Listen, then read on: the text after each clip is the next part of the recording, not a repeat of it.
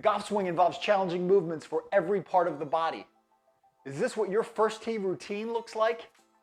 I'm going to show you a 5-minute dynamic warm-up so that even if you're short on time, you'll be primed for the first tee.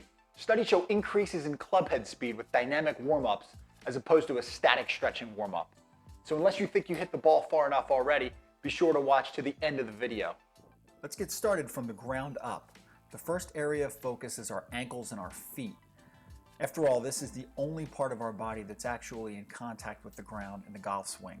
Our ankles are made to be able to rotate tremendously, as opposed to our knees, which don't have a lot of rotation or side-to-side movement. It's critical that our ankles are able to move side to side in the golf swing to limit injuries and make sure it frees up the entire swing. Do this for 30 seconds or about 15 times per ankle. Next up is a simple hip opening stretch. Using your club for support, just drop your hips and pelvis down to the ground, hold it for a few seconds, and return back to the standing position. You should be able to do between 4 and 6 repetitions. As we move our way up the chain, we're going to focus on pelvic rotation. It's so important to start that golf swing from the top using your hips and lower spine region.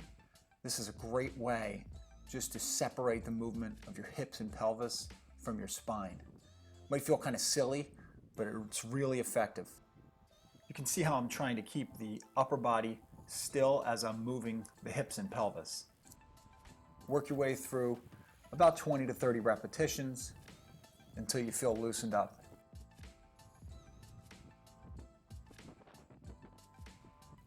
As time marches on, hip rotation becomes more and more important in the golf swing.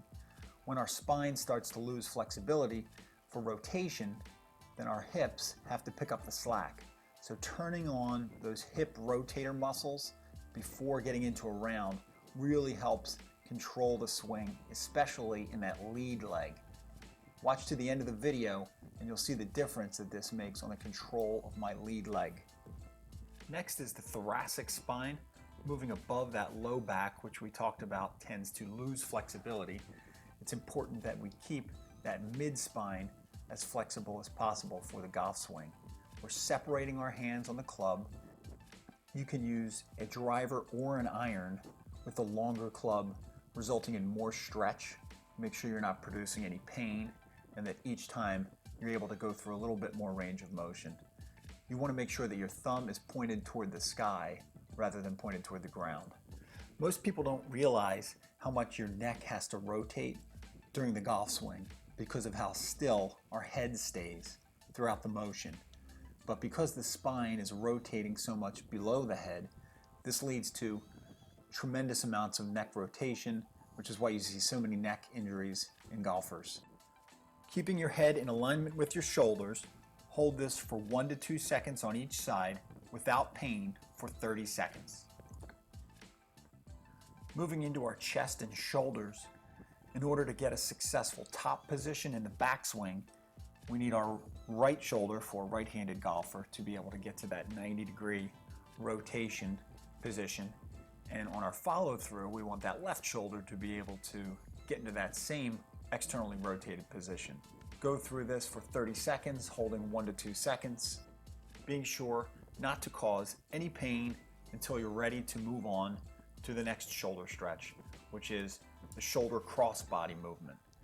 Now you'll notice I'm gliding my arm up and down, making this a dynamic stretch that mimics the golf swing. We don't want to pull straight across and hold for 15 to 20 seconds. That would turn it into a static stretch, which is exactly what we're trying to avoid. We want to be bringing that arm through the exact range of motion that it does in the golf swing, helping us attain that top position without any difficulty. We started with the part of the body in contact with the ground. Now we're going to finish with the part of the body that's in contact with the club. We're going to go through a dynamic wrist flexion and extension stretch by moving through at the exact tempo like we would be in our golf swing. You can see I'm bringing it back slowly and then kind of firing through in that same tempo that I want my golf swing to follow. Pronation and supination is last, which is just that rolling over of the wrists that's so important to generate power through the downswing and to help transfer your weight and get you to that successful finish position at the top. You could certainly follow this by doing a few repetitions with the club in your hand to prepare you a little bit more for the actual golf swing. All right, now that we are all warmed up, let's see how the swing changed from our swing at the beginning of the video. When we compare the swings, two things jump out at me. That's the complete lack of balance in the beginning, as you can see by my toes coming off of the ground, and how much more rotation I have in my upper body after the warm-up. Next time you go to the tee or the practice range, make sure you take this warm-up with you and share it with all of your golf friends. Unless, of course, you want an edge, then maybe you just want to keep it to yourself. Be sure to click that subscribe button for more content to get you moving your best. Remember, if you want to feel, perform, and live your best, you've got to move your best. Keep it moving.